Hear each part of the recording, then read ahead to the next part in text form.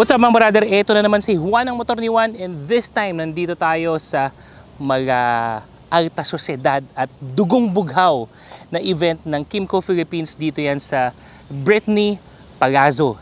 Yan, saan ba to? Daang Hari, Daang Reyna, basta dito sa South.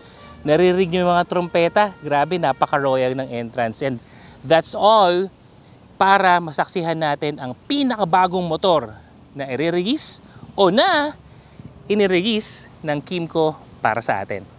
Ito na nga, bubuksan ko na ba? Buksan na natin, hindi, bawal pa. We will have a program para dito to officially unveil the newest Kymco units para sa atin. But ayoko na muna sigipin, baka mapagagitan ako. Gustuin ko bang, hindi talaga pwede. But right now, we have 3 units right here. At saka syempre, antabayanan nyo dahil sa video na to, i-detalye natin kung ano nga ba ang motor na to. At saka syempre, yung spec sheet niya. And soon enough, sa mga succeeding videos natin, i-ride natin to. Kaya, huwag kayong bibitaw. Tara, nagugutom na ako eh. Pasok tayo.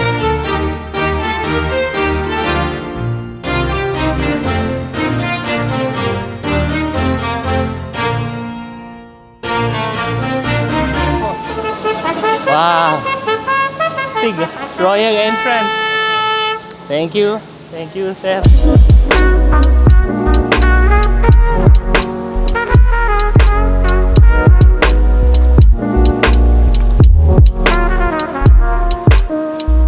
Bongga no?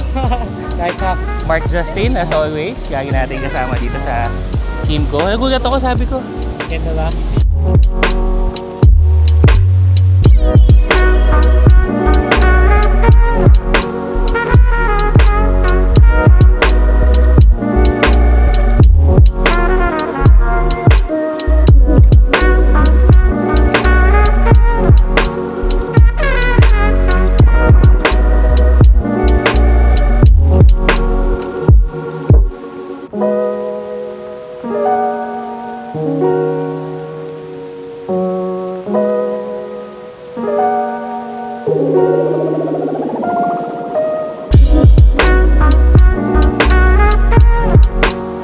Alright mga brother, pagdating sa looks, kitang-kita yung identity of this scooter being an adventure one.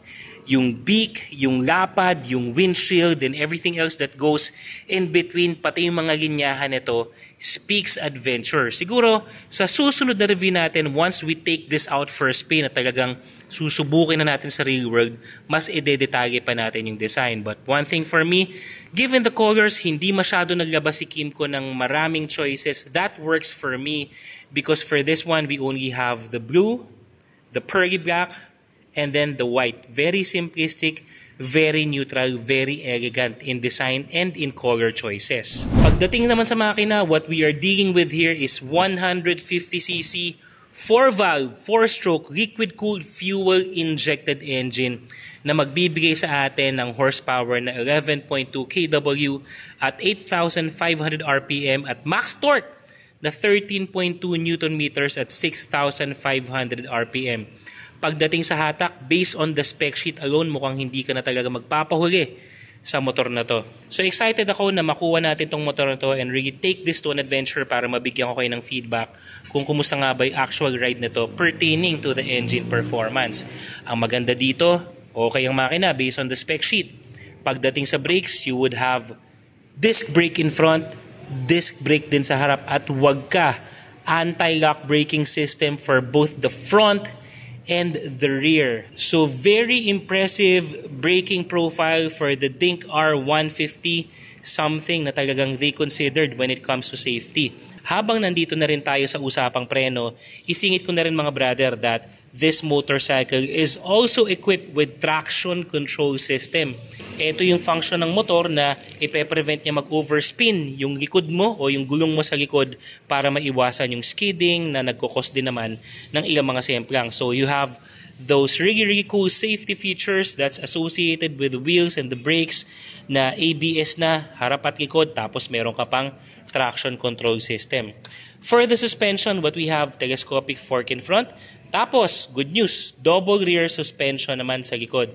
So we won't know the actual play and performance of the suspension until we try this one. So asahan nyo, hindi lang natin yan sa mga patag na kalsada susubukan, kundi sa ilang mga mini adventure na usually ginagawa natin sa channel na to. Pagdating sa gulong, maskulado at mabulto ang itsura ng gulong natin dahil sa harap meron tayong 120/70 by 13 at sa likod naman 130/70 by 13. So these are just some of the most common tire size na meron tayo sa market, kaya hindi ka na rin mahihirapan in case gusto mo magpalit. Sa actual review natin, bibigyan ko kayo ng feedback kung kumusta ang stock na gulong ng ating Kymco Dink R150. For the seat height, 783mm, hindi ganun kataas, pero hindi rin naman ganun kababa. Parang ano lang to, similar lang to sa ilang mga 150, 160cc scooter na meron tayo sa market ngayon.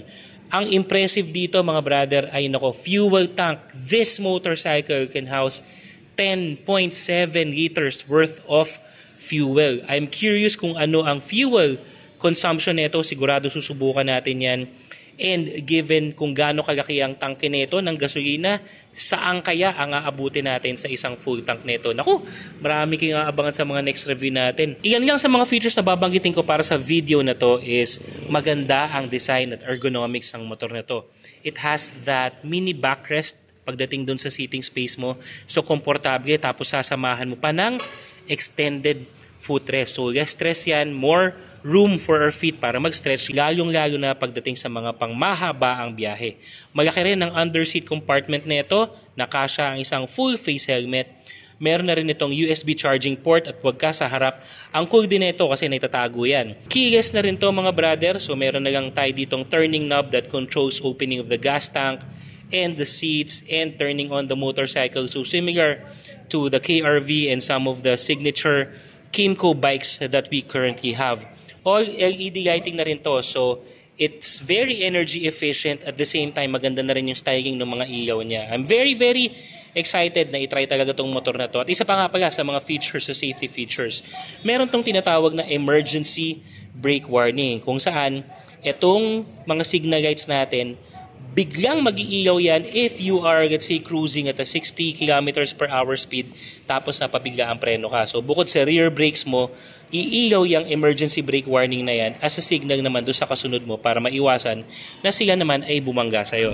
Yung actual performance at feedback natin sa bawat features at specs ng motor na to, abangan nyo yan once we review this fully para sa inyo mga brother. But again, at 149,900 pesos, this is very competitive pagdating dito sa 150cc scooter category. Alam kong marami na sa inyo ang napapatingin dito. I am also curious. So abangan nyo yung actual feedback natin dito. And mga brother, that's the Kymco Dink R150. Isang classic scooter na ngayon ay nagbabalik. Abangan nyo ng review natin yan. Sigurado this one will be taking it out sa iba't ibang mga lugar. So see you sa mga susunod na videos natin. Ganda no? Mura pa.